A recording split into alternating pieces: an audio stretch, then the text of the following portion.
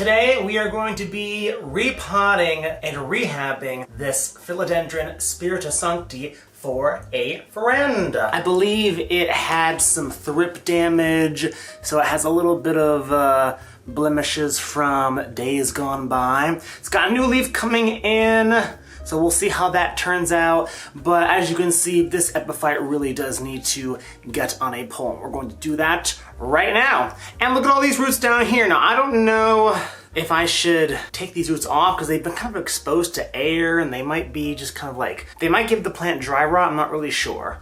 Let's take a look inside and see what we're working with. Let's get a little base here and let's just open her up. So let me bring you guys a little bit closer in. Okay, so I'm just going to loosen up the soil. We've got this guy planted in a nice chunky aeroid mix. Oh, there we go. Okay, so it is quite healthily, is that a word? It's root bounded health. You know what, Jake? Oh, well, that makes it easy. So yeah, those roots are gone. It's probably for the best because they were exposed to air. I have a feeling those dried up tips would have caused root rot when I went to rewater it. So yeah, let's just get rid of those. And look what we got to work with, guys. We got all of this to work with. Can you see that? That is great. So I'm going to be babysitting this cute little guy for a planty friend. And we are going to get her to look nice and bushy, and then I'll bring her back to her. So let's figure out what kind of pot she's going. So this is a pot that's roughly the same size. I would like to up pot it. So I'm thinking this pot. Now it might look like a major size up, but if you put it in here, you notice that there's only a little bit of extra space around the root mass. Are you seeing that? And a little bit of extra space at the bottom. So it may look like it's a huge size up, but not really. So what we're going to do, let me put her back over there. I saw this Spiritus and I was like, girl, I need to, please let me rehab this thing for you because yeah, it's gorgeous. Look how big it is. All right, so we're going to create a little substrate mixture. I have some charcoal here that I just rinsed. Charcoal can be very like dusty, and yeah, I don't want all that stuff in my soil, so we're going to put that in there freshly rinsed. I have a little bit of aeroid mix, which is mostly just like fine bark. I don't know if you guys can see that. I'm making a mess! There you go. Put a little bit of that in there. A little bit more than the charcoal. We'll put in a little bit of sphagnum moss. I'm not gonna go full sphagnum moss because I want the substrate to be similar to what she originally had so that it's easy for her to take care of. But we are going to enhance the substrate a little bit. We got some good old tree fern. I'm gonna put some of that tree fern in there, oh yeah. And do I have anything else? I think that is everything. Okay, so let's take some water and let's wet our plants. Okay, I'll probably need to use a little bit more, but for now, let's just start using this. We're going to start creating the base for the roots to root down into. Right in there. Now the reasoning for putting all that stuff together and creating this concoction is because I don't want everything in there to dry out at the same rate, at the same time, and vice versa when it comes to retaining moisture.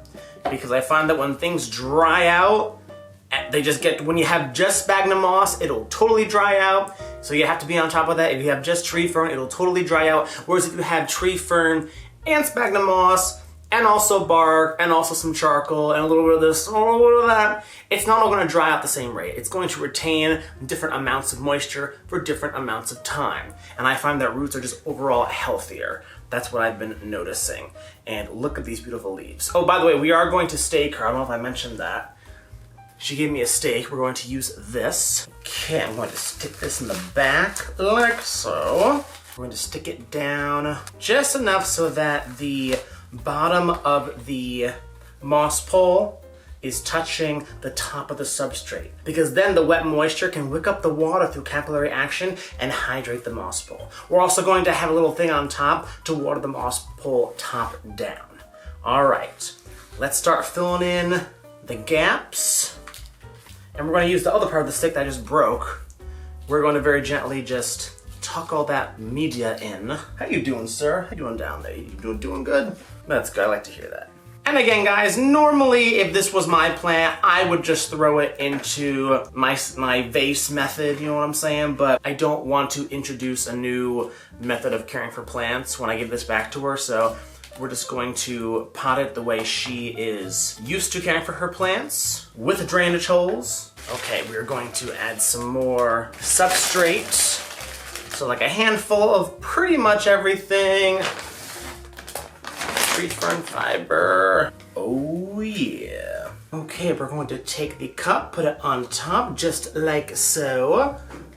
And then we're gonna take some water. Water the top. And when we zoom in, you will notice that the water is very slowly going to start hydrating all of this moss. Now this is very important because once these aerial roots start to sense moisture nearby, they're going to start reactivating and growing towards the moisture. They're going to start rooting into this pole, and she's going to feel the support, and she's going to be able to size up quicker. She's going to be able just to feel healthier and more secure and start living her best life. And the new leaves that come out are going to look much, much happier.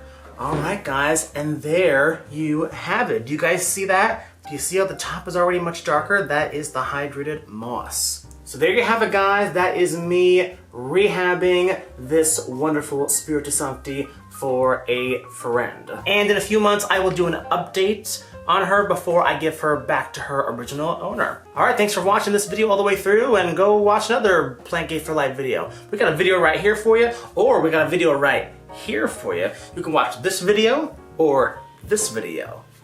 So many options!